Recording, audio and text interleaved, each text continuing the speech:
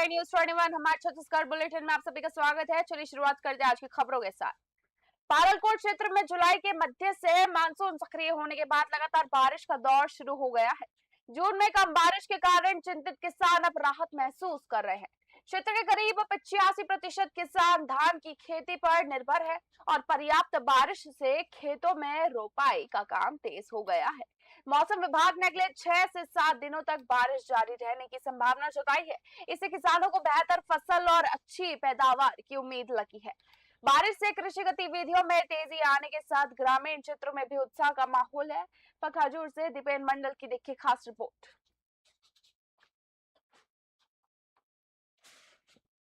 जून महीने में El Nino प्रभाव के कारण बारिश में सामान्य स्तर से करीब 73% की कमी दर्ज करी गई थी, लेकिन जुलाई की शुरुआत के साथ ही मौसम ने करवट ली है।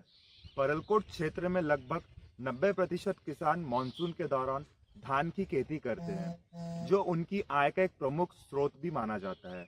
ऐसे में मानसून की यहाँ दस्तक किसानों के लिए राहत के साथ साथ उम्मीदों की एक नई फुहार लेकर आई है। मौसम विभाग के अनुसार आने वाले 6 से 7 दिनों तक बारिश का सिलसिला और तेज हो सकता है। क्षेत्र के किसान अब धान की खेती की तैयारी में जुट गए हैं। कहीं खेत तैयार किए जा रहे हैं तो कहीं धान की नर्सरी लगाई जा रही है। देर से ही सही, लेकिन मानसून का सामान्य स्तर पर आना किसानों के लिए किसी खुशखबरी से कम नहीं है। जून में कोरबा के आयुष्मान हॉस्पिटल में जन्मे जुड़वा नवजातों की मौत के बाद परिजनों ने अस्पताल के बाहर प्रदर्शन कर इलाज में लापरवाही का आरोप लगाया। पहले एक नवजात की मौत हुई थी, जबकि दूसरे ने बिलासपुर में इलाज के दौरान अपना दम तोड़ दिया। परिजनों ने अस्पताल प्रबंधन के खिलाफ 14 बिंदुओं पर निष्पक्ष जांच की मांग करते हुए नायब तहसीलदार को ज्ञापन सौंपा। सूचना पर पुलिस मौके पर पहुंची और स्थिति को शांत कराया गया। नायब तहसीलदार दीपक पटेल ने शिकायत उच्च अधिकारियों को भेजकर जांच टीम गठित करने और रिपोर्ट के आधार पर नियमानुसार कार्रवाई का आश्वासन दिया। कोरबा से दिलीप कुमार वैष्णव की रिपोर्ट।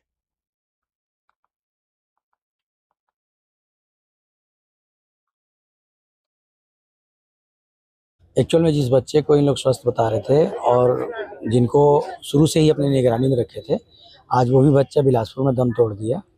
उसी को लेकर 14 सूत्री मांग को लेकर हम यहाँ आए हैं और हॉस्पिटल की जांच होनी चाहिए।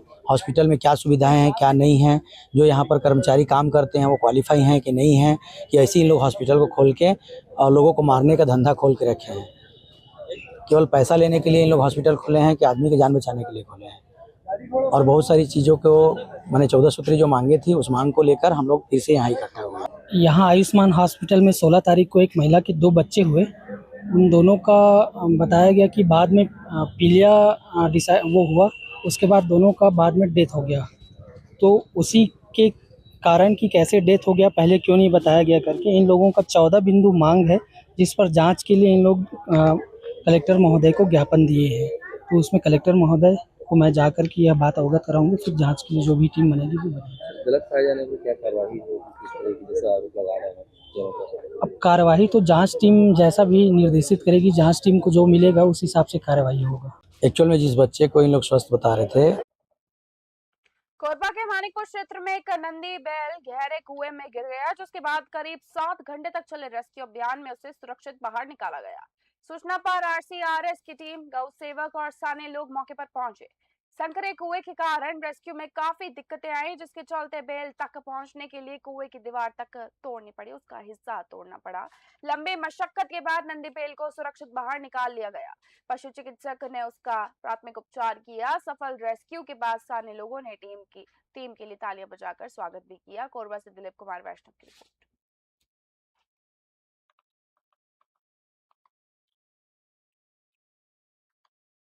कोरबा जिले के लेमरू थाना क्षेत्र के नकिया गांव में उफनते नाले को पार करने की कोशिश एक युवक के लिए जानलेवा साबित हुई।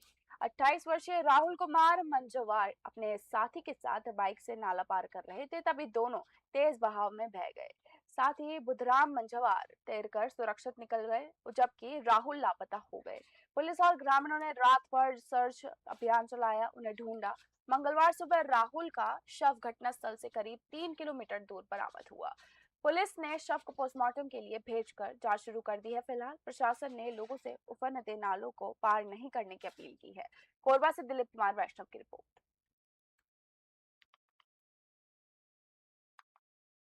दिल्ली में नीट पेपर लीक को लेकर प्रदर्शन कर रहे छात्रों पर कथित लाठीचार्ज के विरोध में कोरबा में भारतीय युवा कांग्रेस और एनएसयूआई ने जोरदार प्रदर्शन किया। कार्यकर्ताओं ने केंद्र सरकार के खिलाफ नारेबाजी करते प्रधानमंत्री का पुतला फूंकने का प्रयास किया, जिसके दौरान पुलिस और प्रदर्शनकारियों के बीच झूमाझटकी भी हुई।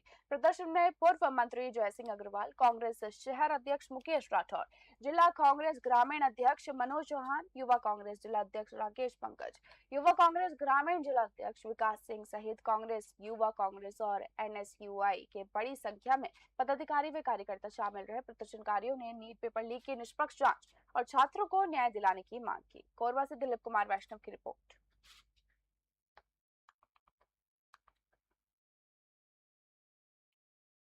भटगांव की महामाया ओपन कास्ट परियोजना से प्रभावित भूस्वामियों ने रोजगार विस्थापन और पुनर्वास की मांग को लेकर एसईसीएल मुख्य महाप्रबंधक कार्यालय का 7 घंटे तक घेराव किया। प्रदर्शन के दौरान कार्यालय के दोनों प्रवेश द्वार बंद रहे, जिससे कामकाज प्रभावित हुआ और करीब 2 घंटे तक कोयला परिवहन भी ठप रहा। आंदोलनकारियों ने आरोप लगाया कि भूमि अधिग्रहण के वर्षों बाद भी पात्र परिवारों को वैधानिक लाभ नहीं मिला है।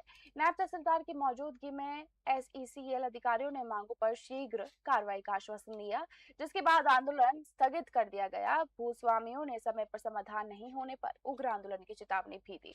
सूरजपुर से विनोद गुप्ता की रिपोर्ट।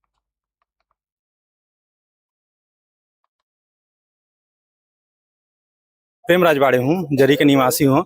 हम लोग सुबह से आज इसलिए आए क्योंकि हमारे नगर पंचायत जरी में जो भूमि स्वामी हैं उन लोग के साथ छल किया गया। कैसे छल किया गया? पहले 1 एकड़ पे 2 नौकरी 3 नौकरी दे चुके हैं। अब उनका कहना है 1 एकड़ का जिनका जमीन है उनको सिर्फ 1 नौकरी दिया जाएगा। पहले उसी प्रक्रिया में पहले नौकरी देने के बाद आज एसईसीएल अपनी बातों से मुकर रहा है, बोलते हमसे गलती हो गई है। और अब आज हम अपने गाँव की अपनी लिए लड़ाई के लिए आके बैठे हुए हैं। आज हम लोग एसईसीएल महाप्रबंधक भड़गांव के गेट पे हम लोग घेराव किए हैं। इससे पूर्व में भी हम लोग 24 तारीख को किए थे नौकरी और मुआवजा विस्थापन को लेकर। 24 तारीख के जब हम लोग चक्का जाम किए थे तो एसईसीएल के द्वारा लिखित में ये कहा गया था कि जो जरही महामाया माइंस में जो नौकरी जिस नियम प्रक्रिया के तहत प्रदान किया गया है रोजगार, उसी आधार पे आप सबको नौकरी प्रदान किया जाएगा। कोरबा जिले के कटघोरा थाना क्षेत्र के अमखोकरा गांव में करेद सांप के डसने से 6 वर्षीय बच्ची की इलाज के दौरान मौत हो गई। बच्ची रात में घर में सो रही थी, तभी जहरीले सांप ने उसे डस लिया। परिजन उसे पहले कटघोरा स्वास्थ्य केंद्र और बाद में जिला मेडिकल कॉलेज लेकर पहुंचे, जहां उपचार के दौरान उसकी मौत हो गई। घटना के बाद गांव में शोक का माहौल है। स्वास्थ्य विभाग ने बरसात के मौसम में सर्पदंश की बढ़ती घटनाओं को देखते हुए लोगों से मच्छरदानी का उपयोग करने, घर के आसपास साफ सफाई रखने और सर्पदंश होने पर तुरंत अस्पताल पहुंचने की अपील की है। कोरबा से दिलीप कुमार वैष्णव की रिपोर्ट।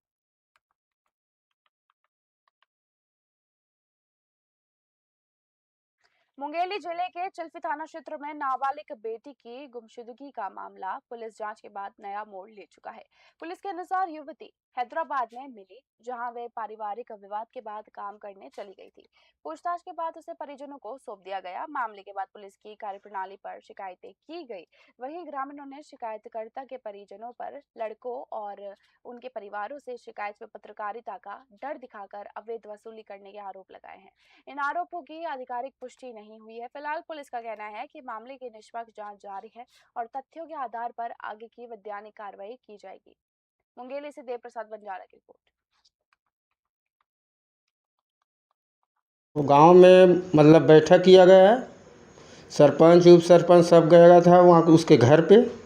उसके बाद समझौता किया गया। उसके बाद वो थाना में लीक कर दूंगा कि बोला है वो बच्चे को, और वो वहाँ गया लड़की उसको है तो वहाँ गया थाने में मस्त समझौता कर कर लड़की को बच्चे को उसको दिया, छोटे को जो पहले घुसा था गांव में उसको। उसके बाद वहाँ अपना गया है बनाकर, वहाँ वो चला गया है मस्त राजी मजी से है, कोई दिक्कत वाली बात नहीं है इसमें। और क्या है इन लोग तो बोला कि आप तो दूसरी शादी कर लियो तो मेरा बच्चा दे दो, ऐसे बोल के आपके माँ बाप नहीं दे रहे, आप दिला दो बोल के। तो वो भी बोला तो उन लोग को भी नहीं दिया कि हम थाने से लाएँ तो थाने में देंगे बोल के। तो उसके माँ बाप गुलजार सिंह लहरे और हरीश लहरे और गायत्री लहरे रात को मेरे घर में आए थे 8 बजे रात को। मेरे को पैसे बोले 1 लाख पैसे दोगे तो राजीनामा होंगे, नहीं दोगे तो हम नहीं होंगे राजीनामा बोला। तो मैं 1 लाख रुपये पैसे दिए। फिर सुबेरे चिल्फी थाना में जाकर समझौता हुआ, राजी बाजी हुआ, वहाँ मेरा बच्चे को सौंपा गया 4 जन के सामने में पूरे। उसमें मतलब मेरे पास एक पावती है, मेरे को पावती दिया गया है, उसी में है। और फिर उसके बाद मैं बोले थाना में कि जाओ यार हम मांगा थे पैसा कि मोल पैसा दो, नहीं तो जेल भेज है तुहला, पूरा परिवार ला फंसा हाँ। का कारण में फंसा? मोर बहनी ला तेन भगाए है वैसे कही के जबरन जबरदस्ती। और एक जगह कमावत खात रही नहीं, और ये जबरन तेन फंसा रहे हैं। गुंजार 15,000 रुपये जो ये गुंजार हले है, और 50,000 वो मांगा थे। मोल दे तो दे पैसा, नहीं तो तुम्हारा पूरा परिवार ला फंसा हाँ। हमारे छत्तीसगढ़ बुलेटिन में बस इतना ही। देखते रहिए न्यूज़ 21। धन्यवाद।